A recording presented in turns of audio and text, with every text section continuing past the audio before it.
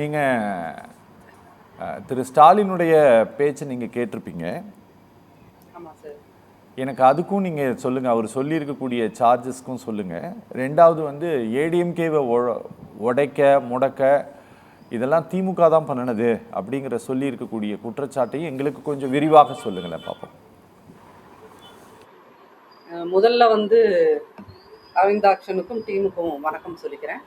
இந்த நிகழ்ச்சியை பார்த்து கொண்டிருக்கின்ற மக்களுக்கு உண்மையிலேயுமே கடந்த 2016க்கு பிறகு எங்களுடைய அம்மா மறைவுக்கு பிறகு கட்சியை உடைத்தவர்களோட நோக்கம் இதெல்லாம் என்ன அப்படிங்கிறத இன்னைக்கு ஐயா ஸ்டாலின் அவர்களே தங்களுடைய வாயால் அதை தெரிவித்து விட்டார் என்றுதான் சொல்ல வேண்டும்.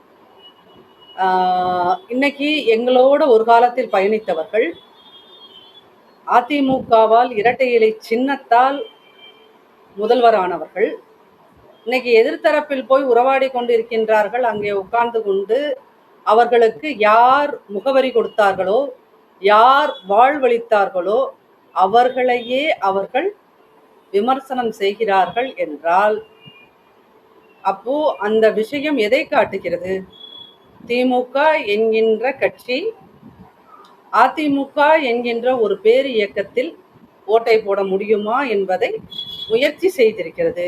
அந்த முயற்சியில் படு தோல்வி அடைந்து அந்த தோல்வியின் காரணமாக இன்றைக்கு திருவாரூரில் ஆரம்பித்திருக்கிறார் தன்னுடைய முதல் புலம்பலை. அந்த முதல் புலம்பலை அவர் தேர்தல் பிரச்சாரம் என்று சொல்லிக் கொள்வது மிகவும் நகைப்புக்குரிய ஒரு விஷயமாகத்தான் நான் அதை பார்க்கிறேன். திரு ஓபிஎஸ் சேர்ந்தது அப்படிங்கிறது திமுக வந்து 2016 மேடம்னுடைய இறப்புக்கு பிறகு செய்த சதியின் விளைவு அப்படிங்கிறீங்க இல்லை? அதெல்லாம் பண்ணிட்டு நடக்கலைன்னா அங்கே போய் சேர்ந்துட்டார், அப்படிதானே? ஆமா, அதுதான் அப்படிங்கிறத ஓபிஎஸ் தன்னுடைய செயல்பாடுகள் மூலம் தினம் தினம் அதை நிரூபித்துக் கொண்டிருக்கின்றார்.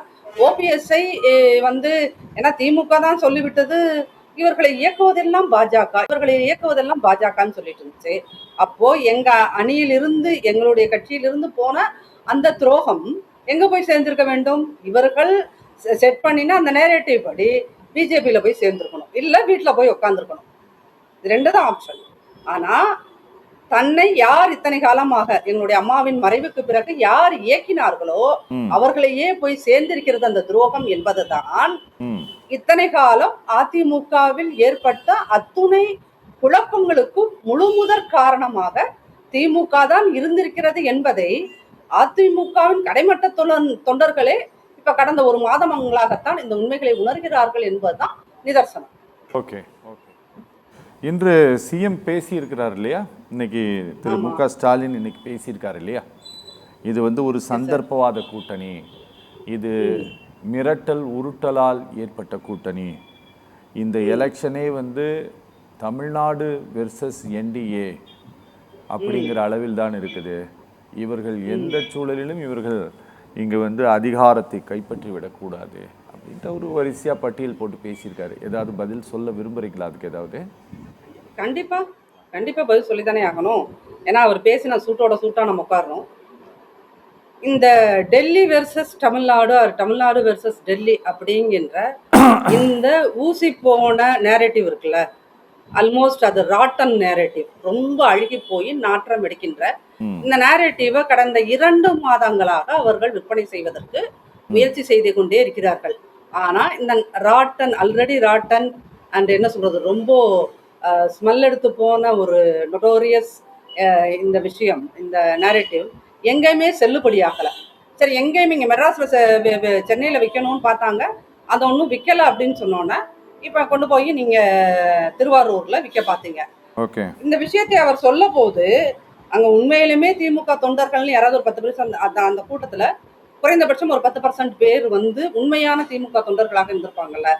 அந்த உண்மையான திமுக தொண்டர்கள் இந்த அழுகி போன நேரேட்டிவை சொல்லும் போது ஏன் அவர்கள் ஆர்ப்பரித்து ஒரு சின்ன கைதட்டலோ ஒரு ஒலியோ ஏன் அவங்க கிட்ட இருந்து வரல?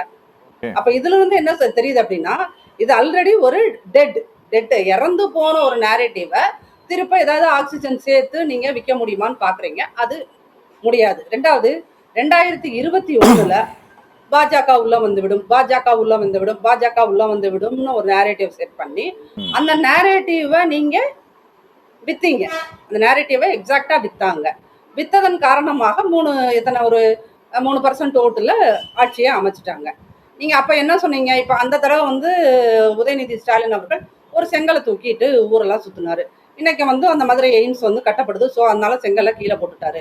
இப்ப ரெண்டாவது அப்ப நீங்க என்ன எடுத்தீங்க? இப்ப அவங்களோட தேர்தல் அறிக்கைன்னு சொல்லிட்டு ஒரு காமெடி புக் ஒன்று வெளியிட்டிருக்காங்க. தேர்தல் அறிக்கைன்னு ஒரு காமெடி புக். அந்த காமெடி புக்ல எங்காவது ஒரு இடத்தில், அந்த காமெடி புத்தகத்தில் ஏதாவது ஒரு இடத்தில் நீட் என்கின்ற வார்த்தை இருக்கிறதா? 2021 நின்ற எத்தனை ஸ்டேஜ் ஏறினாங்களோ அத்தனை ஸ்டேஜ்லேயே நின்று உதயநிதி ஸ்டாலின் என்கின்ற ஒரு தன்மான சிங்கம் பேசிய பேச்சு என்ன பேசினார் அவரு? எங்களுக்கு ஃபார்முலா தெரியும், நீட்டை ஒழிக்கின்ற ஃபார்முலா எங்களுக்கு தெரியும். என்ன ஃபார்முலா ஐயா உங்களுக்கு தெரியும்? வெக்கம், மானம், சூடு, சொரணைங்கிற ஃபார்முலா எங்க கிட்ட இருக்குது, நாங்க நீட்டை ஒழித்திருப்போம். இது எப்போ? 2021. 2025 லாஸ்ட்ல நீங்க என்ன சொன்னீங்க? நீட்டை எங்களால் ஒழிக்க முடியாது. அப்போ இன்னைக்கு மக்கள்கிட்ட இன்னைக்கு போய் அவர் போய் காஞ்சிபுரத்திலிருந்து நான் ஏன் என் பிரச்சாரத்தை ஆரம்பிக்கிறேன் தெரியுமா? அடுத்து ஏதோ ஒரு ஊசி போன வடைய கையில எடுக்கிறீங்களே, அப்ப அதே காஞ்சிபுரத்தில் இருக்கின்ற மக்கள் ஐயா உதயநிதி ஸ்டாலின் உங்களுக்கு வெட்கமில்லை, மானமில்லை, சூடு இல்லை, சுரணை இல்லை, அதெல்லாம் நீங்கள் நீட்டை ஒழிக்கவில்லை என்று ஏதாவது ஒரு பொதுமக்கள் கேட்டால் என்ன பதில் சொல்லுவார்கள்? அப்ப திரும்ப திரும்ப நீங்க பாஜக என்கின்ற அந்த பிம்பத்தை திரும்ப திரும்ப நீங்க காண்பிப்பதால் அதனால ஒரு பலனும் இல்லை. அப்படிங்கிறதுனாலதான் அரை மணி நேரத்துல, அதாவது ஒரு 5 ஆண்டுகள் ஆட்சி செய்த ஒரு கட்சி முதல் பிரச்சாரத்தை முதல்வர் ஆரம்பிக்கிறார் சார் திருவாரூர்ல. அவர் தந்தையார் மண்ணுலாம் வேற சொல்லிக்கிறாரு. போன டிசம்பர்ல அங்க மழை வந்து, இந்த விஷயத்தோட நான் முடிச்சுக்கிறேன், போன டிசம்பர்ல அங்க மழை வந்து அதே தஞ்சாவூர்ல 5000 கோடி மதிப்புள்ள நெல் பயிர்கள் மூழ்கி போன போது அன்னைக்கு இந்த கால்கள் ஏன் அன்னைக்கு ஏன் அந்த தஞ்சாவூருக்கு போகல? தேவைன்னா போய் உட்காந்து ஆரம்பிச்சிருவீங்க. அப்ப உங்களுக்கு தேவையான 5000 கோடி அரசாங்கத்தோட பணம் வீணானது, உழவர்களோட உழைப்பு வீணானது, நெல்லு வீணானது, பல பேர் கண்ணீரில் மிதந்தாங்க லிட்டரலா விவசாயிகள். அன்னைக்கு விவசாயிகளை நோக்கி போகாத, அதே தஞ்சாவூருக்கு போகாத, டெல்டாவின் குடிமகனா ஏதோ ஒரு டயலாக் ஒன்று சொல்லுவாரு, அந்த வசனம் மறந்து போச்சு எனக்கு.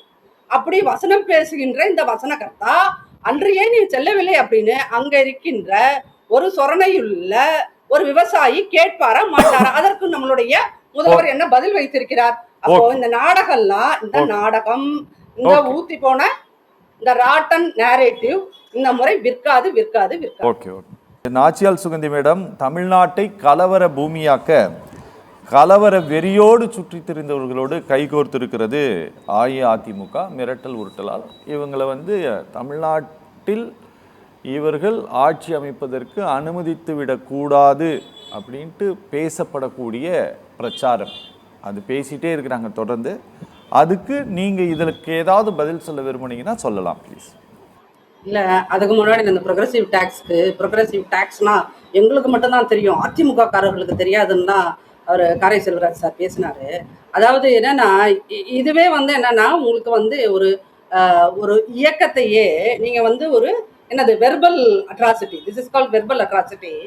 உங்களுக்கு இது தெரியாது, எங்களுக்கு தான் இது தெரியும் அப்படிங்கிற இந்த ஆதிக்க மனோபாவம் இருக்குல்ல, என் கட்சிக்காரனுக்கு தான் எல்லாம் தெரியும். அப்படியெல்லாம் உங்களுக்கு எல்லாம் ப்ரொக்ரெசிவ் டேக்ஸ் எல்லாம்னா எங்களுக்கு எல்லாம் என்னன்னு தெரியுமா, ஹூ வி ஆர் அப்படின்னு ஒரு ஆட்டிடியூட் இருக்க நீங்க ஏன் சார் இப்படி காம்ப்ரமைஸ் பண்ணிட்டு போயிட்டு உதயசூரியன் சின்னத்துல நிக்கிறீங்க? This is the progressive party state. இதுதான் உங்க ஒரு ப்ரொக்ரெசிவ் பார்ட்டிங்கிறன்னு சொல்லிக்கிற ஒரு கட்சியோட நிலைமை இன்னைக்கு. ப்ரொக்ரெசிவ் ஸ்டேட் என்ன? ப்ரொக்ரெசிவ் டேக்ஸ்ல வந்து lower middle class and middle கிளாஸோட இன்கம் இன்க்ரீஸ் ஆகுதா, அதுக்கு ஏற்ற மாதிரி டேக்ஸ் நீங்க வைக்கணும். ஆனா இப்ப நீங்க ஒரு சாதாரண ஒரு கரண்ட் பில் எடுத்துக்கோங்க, ஒரு 10,000 ரூபாய் குடும்ப வருமானம் இருக்கிறவனோட வருமானத்துக்கு ஏற்றபடியா இங்க டாக்ஸ், கரண்ட் பில்லை நீங்க இன்க்ரீஸ் பண்ணிருக்கீங்க. அப்போ நீங்க சும்மா, அதாவது இந்த இது இருக்குல்ல, இந்த ஆட்டிடியூடு எங்களுக்கு தான், எங்க இயக்கத்தில் இருக்கிற எல்லாம் தெரியும், அதிமுகவில் இருக்கணும் ஒன்றும் தெரியாதுன்னு சொல்ற இந்த ஆட்டிடியூட் இருக்கு இல்லையா, இந்த ஆட்டிடியூடுக்கு தான் இந்த தடவை நம்ம அடிவாங்க போறோம். ஃபர்ஸ்ட். ரெண்டாவது, அவர் முதல்வருக்கு வந்து 2 விஷயம் தான் சார் இந்த தேர்தலில் விற்கிறதுக்கு கிடைச்ச 2 பொருள் என்ன? ஒன்று ஒரு பொருள் வந்து டெல்லி வெர்சஸ் தமிழ்நாடு அது சொல்லிட்டு அந்த கான்செப்ட் நீங்க 2 மாசத்துக்கு முன்னாடியே உற்பத்தி பண்ண அந்த கான்செப்ட் அது விற்கல, அது திரும்ப திரும்ப விற்க பாக்குறீங்க. அது விற்குமா இல்லையாங்கிறது அது தெரியும். ரெண்டாவது என்ன சொல்றீங்க, கலவர பூமி. கலவர பூமியை சார் நான் போய் வந்து பாஜக காரர்களா கோர்ட்ல போய் ஐயா பாஜகவோட ஸ்டேட்ல இருக்கிற ஒரு கலெக்டரா போய் அங்க உட்காந்து கோர்ட்ல உட்காந்து ஐயா நீங்கள் நீதிமன்ற உத்தரவு பிறப்பித்த அன்னைக்கே நாங்க போய் அங்க கோயில்ல விளக்கு ஏத்திருக்கணும், ஏத்தாம விட்டது சரியான அப்ரோச் இல்லைங்க ஐயா அப்படின்னு சொல்லி போய் நீதிமன்றத்தில் மன்னிப்பு கேட்டவர் பாஜகவோட கலெக்டரா? அப்படியெல்லாம் மன்னிப்பு கேட்கல கலெக்டர் தானே. அப்படியெல்லாம் கேட்கல. இப்ப நீங்க என்ன சொல்லி கேட்டார் சார்? எக்ஸாக்ட் என்னன்னு சொல்லி கேட்டாரு? நான் தான் இப்ப நீங்க நீங்க நீங்க எதை வேணா சொல்லுங்க, ஆனா அதை சரியா சொல்லுங்க. நாளைக்கு வந்து இதே சேம் கவர்மெண்ட் வந்து ஏடிஎம்கே கவர்மெண்ட் இருந்தாலும் ஏத்த மாட்டாங்க. அதனால இங்க அட்மினிஸ்ட்ரேஷன் வந்து ஒரு ஐஏஎஸ் ஆபீசர் போய் கலெக்டர் போய் அப்பாலஜி கேட்டாருன்னு சொல்லுங்க, அதை ஒத்துக்கிறேன். ஆனா நீங்க சொன்னபடி நாங்க அதை செய்யல அதனால மன்னிப்பு கேட்டுக்கிறேன் அப்படியெல்லாம் கேட்கல, அப்படியெல்லாம் கேட்கவும் மாட்டாங்க. அப்ப அப்பாலஜி கேட்டாருன்றது உண்மையா இல்லையா? ஆமா ஆமா கேட்டாங்க. அதுவே பொய்ன்றீங்களா? ஆமா இல்ல மேம் கேட்டாங்கன்னு தான் சொல்றேன் நானு. நீங்கள் அப்போ ஸ்டாலின் கவர்மெண்ட் நீங்க போய் அங்க நீதிமன்றத்துல நின்னு அப்பாலஜி கேட்டுட்டு வந்துட்டு எங்க லீகலா போய் அப்பாலஜி கேட்டு வந்துடுறீங்க. இங்க ஸ்டேஜ்ல வந்து என்ன சொல்றீங்க, பிரச்சார மேடையில வந்து என்ன சொல்றீங்க, கலவர பூமியை நாங்கள் உண்டு பண்ண பார்த்தோம். அப்ப அந்த கலவரம் உண்டு பண்ணினா யார் இந்துத்துவ சக்திகள் கலவரத்தை உண்டு பண்ணினா அத கண்ட்ரோல் பண்றதுக்கான அத்தாரிட்டி யார் கையில இருக்கு? ஸ்டாலின் கையில தானே இருந்துச்சு. மேடம் நானே உங்களுக்கு ஞாபகப்படுத்துறதுக்கு சொல்றேன். மேடம் இங்க பாருங்க, நான் உங்களுக்கு ஞாபகப்படுத்துறதுக்கு சொல்றேன். 2 விஷயங்கள்ல கூட்டணியிலே இருந்தாலும் கூட அஇஅதிமுக சில பிஜேபியினுடைய சில ஸ்டாண்டுகள்லாம் வெளிப்படையாக ஆதரவு கொடுத்ததே கிடையாது. ஒண்ணு தஞ்சாவூர், நீங்க ஒரு அரவிந்த் ஆக்ஷன் நீங்க இத மடை மாத்துறீங்க. ஏடிஎம்கே இப்ப அத வந்து நான் வந்து உங்களுக்கு நீங்க இத நான் மடை மாத்துறேன் மேம், உங்களுக்கு நான் ஞாபகப்படுத்த விரும்புறேன். நீங்க ஒரு ஒரு ஒரு ஒரு ஐஏஎஸ் ஆபீசர் போய் ஒரு கண்டெம்ட் பெட்டிஷன்ல போய் அவர் வந்து அப்பாலஜி கேட்டதுக்கு அப்பாலஜி கேட்டதனுடைய டோனையே நீங்க சேஞ்ச் பண்றீங்க உங்களுக்கு தகுந்தபடி. அப்படியெல்லாம் அவர் கேட்கவே கிடையாது, அப்படி கேட்கவும் மாட்டாங்க. கேட்டா ஐஏஎஸ் ஆபீசரா அவர் இருக்கிறதுக்கு தகுதி இல்லைன்னு அர்த்தம். சரி அப்ப அதான் சொல்லுங்க, நீங்க சொல்லுங்க, அரவிந்த் ஆக்ஷன் சொல்லுங்க என்னன்னு சொல்லி எக்ஸாக்ட்டா கேட்டாரு. என்னன்னு அத பத்தி எனக்கு டிபேட் பண்ணிருப்பீங்க. ஆமா மேம், ஆமா அத பத்தி டிபேட் பண்ணீங்களே, என்ன சொன்னாரு?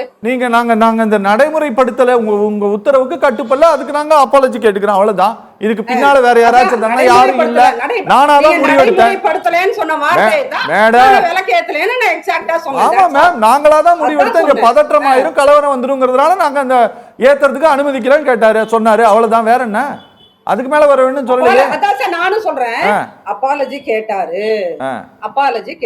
சரி, ஸ்டாலின் கவர்மெண்ட்ல இருக்கின்ற ஒரு கலெக்டர் போய் நாங்க இப்படி உங்களுடைய இத நடைமுறைப்படுத்த முடியவில்லை என்பதற்காக அப்பாலஜி ரெஜிஸ்டர் பண்ணிட்டாரா இல்லையா?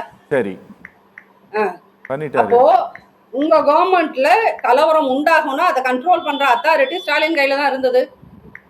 ஸ்டாலின் கையில தானே இருந்தது, முதல்வர் கையில தானே இருந்தது.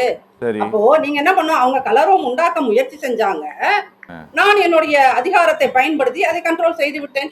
ஏன் அந்த ஸ்டேட்மெண்ட்டை சேர்த்து அவங்களால சொல்ல முடியல? கலவரம் அப்போ நீங்க என்னன்னா கலவரத்தை உண்டு பண்ணிக்கிறோம். இப்ப அன்னைக்கு தான் 96ல அந்த அங்க கோவை குண்டு வெடிப்பு திமுக ஆட்சி காலத்துல தான் நடந்தது.